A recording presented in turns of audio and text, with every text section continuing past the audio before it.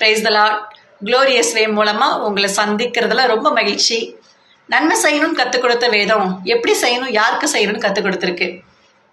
நீதிமொழிகள் 3ஆம் அதிகாரம் 27ஆம் வசனம் இப்படியா சொல்லப்பட்டிருக்கு, நன்மை செய்ய உனக்கு திராணி இருக்கும் பொழுது அது செய்யத்தக்கவர்களுக்கு செய்யாமல் இராதே அப்படின்னு சொல்லப்பட்டிருக்கு.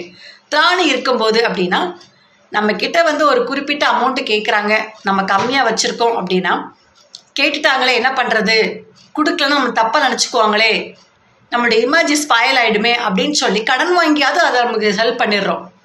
அது ஒரு மதீனமான செயல். நமக்கு எவ்வளோ முடியுமோ, நமக்கு எவ்வளோ கெப்பாசிட்டியோ, நமக்கு எவ்வளோ திராணி இருக்கோ அதுதான் செய்யணும். யாருக்கு செய்யணும் அப்படின்னா, திக்கற்றவர்களுக்கும் விதவைகளுக்கும் ஒடுக்கப்படுகிறவர்களுக்கும் உதவி செய்யணும் அப்படின்னு வேதம் சொல்லி கொடுத்துருக்கு. நம்ம வீட்டு பக்கத்துலேயே பசியோடு நிறைய பேர் இருப்பாங்க, நிறைய கஷ்டப்பட்டவங்க இருப்பாங்க, வஸ்திரம் எல்லாம் நிறைய பேர் இருப்பாங்க. நம்ம அவங்களுக்கு உதவி செய்யலாம். கோடி கோடியாக கொட்டுற இடத்துலையும், இங்கே காணிக்க கொடுத்ததான் ஆசீர்வதிக்கப்படுவீங்க அப்படிங்கிற இடத்துலையும் கொடுக்கணும்னு எந்த இடத்துலையும் சொல்லப்படலை.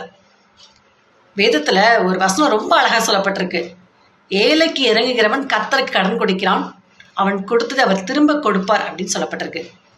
ஏழைகளுக்கு இறங்கி பாருங்களேன், கர்த்தர் உங்களை 2 மடங்கு ஆசீர்வதிப்பார். ஆமென். God bless you.